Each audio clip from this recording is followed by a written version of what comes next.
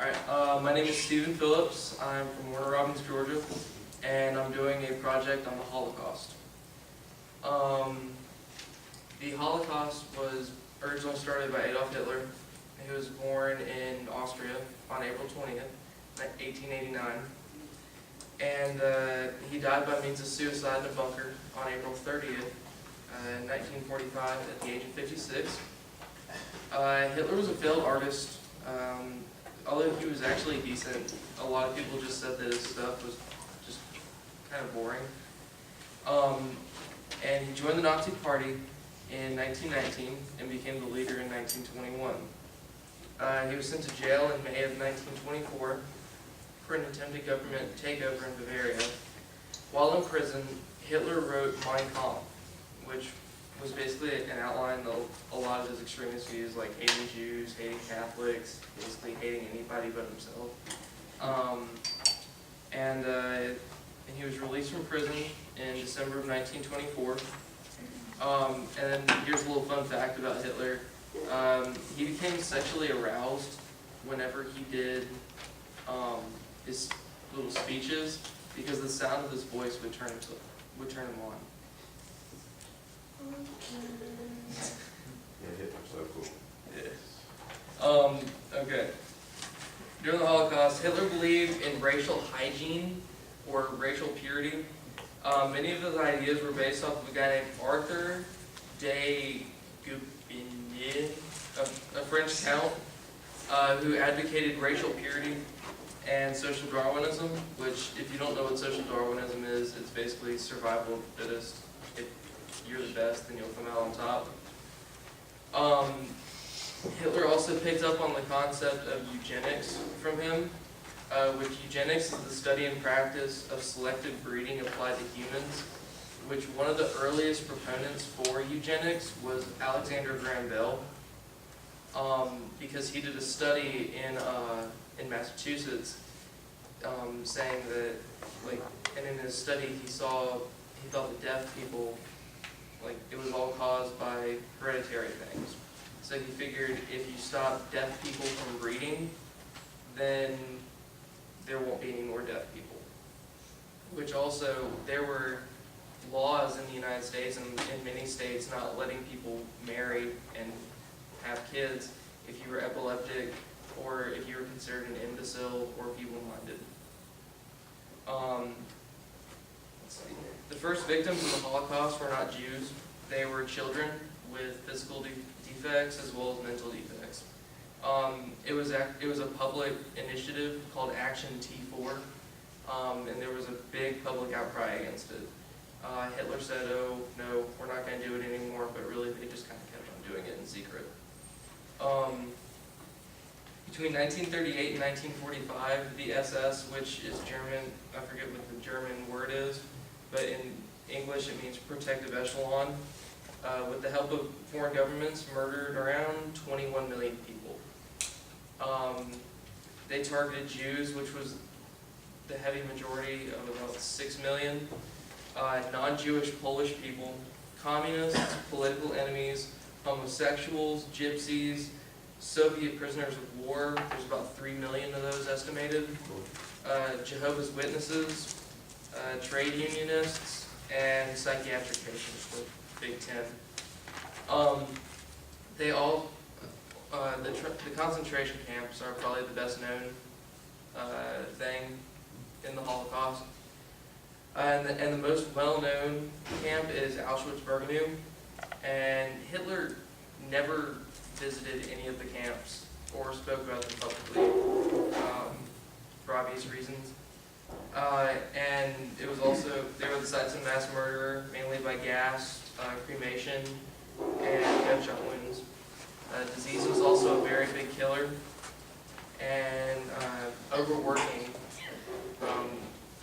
the people also was a big killer. And a lot of times when they worked the Jews, they were working them for private German corporations. So it wasn't just like breaking a bunch of bricks for fun. It was actually, yeah. 2 men led the concentration camps. Heinrich Himmler was one of them. He was the chief of the German police and the minister of the interior. He coordinated the extermination directly, and he was also the head of the SS. One guy said in his diary that when Himmler saw the massive execution of over 100 Jews, he threw up. So he could order it, but he couldn't take it. And then the other guy's name was Reinhard Heydrich, something like that. And he was just the head of a bunch of stuff, mainly different international police and that sort of thing. One of the sickest parts about the concentration camp alone, mass murder, was the experiments they did on people. One of the biggest ones was about twins. It was created to show the difference in genetics of twins, and it was led by a guy named Dr. Joseph Mengele, who was a pretty sick guy. They performed experiments on over 1,500 twin children. Fewer than 200 individuals survived, and experiments ranged from injecting chemicals directly into the eyeballs to see if they could change the color of it, to literally taking thread and needle and sewing them together to see if they could make conjoined twins. Another very famous one, which actually, even though it was really sick, it proved to be helpful, was freezing. It was created in 1941 to see how to treat hypothermia. One study forced them to be in ice water for over 5 hours. Another one, they would train a gun on them and then make them stand outside butt naked in sub-zero temperatures for 3, 4, 5 hours. And then when they came in, they would run tests and all that stuff. They were supposed to help them prepare for fighting in Eastern Europe, Russia, Ukraine, that sort of area. There was also a medicine called sulfonamide, and it was tested to see if it would decrease infection. It was an antibiotic, basically. And they would basically inflict wounds, cut off the blood supply to make them worse, kind of like gangrene, that sort of thing. And then they would also do other things to agitate the wounds, like rub sawdust in it, rub glass in it, dirt, dust, anything that they wanted. Another famous part of the concentration camps was the death marches. It was basically the Nazis' attempt to clear out everybody and not get caught.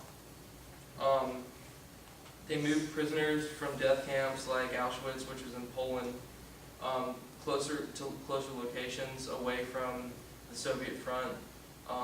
When they moved most of the people from Auschwitz, they moved them 9 days before the Soviets got there. They left about 7,000 people behind, and they marched about 60,000 people 35 miles in the ice and cold, and then put them on a train that had no top while it was snowing for days without food or water, and then made them march another 10 miles to another camp. And if you fell behind, or if you tripped, not if you fell behind or anything, but if you just tripped, they would instantaneously shoot you right there on the spot. About 15,000 people didn't survive that march. And that was in January of 1945. Himmler, he was the guy who threw up. He was thought to be working with the Allies towards the end, and ordered an end to the final solution. But that's when the death marches started, because they had ingrained so much hatred into the SS officers for Jews that the SS officers ignored the higher-ups and simply just said, basically, screw the Jews, I'm going to kill as many as I can before I get caught. And then finally, the liberation started in July of 1944 with the Soviets marching upon Auschwitz, and ended in May of 1945. There are so many accounts where people, just couldn't believe what they were seeing. I'm about to show some pictures in a minute. But it was just truly sickening. estimates of the death toll reached around 21 million people.